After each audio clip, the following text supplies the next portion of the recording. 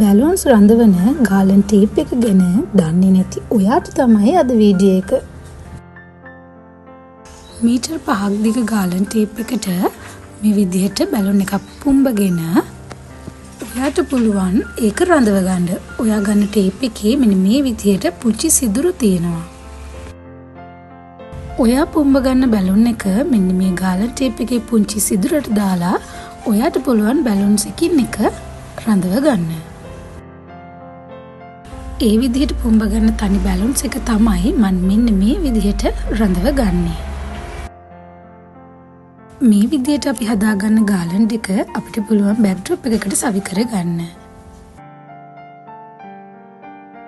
ඔයාට පුළුවන් තවත් මේ ගාලන් ටික ලස්සන කරන්න චූටි බැලුන්ස් ලොකු බැලුන්ස් දාලා ලස්සනට ෆිල් කරගන්න. තවත් මේ වගේ දේවල් දැනගන්න බර්ත්ඩේ හෝම් අපිව ෆලෝ කරලා තියාගන්න.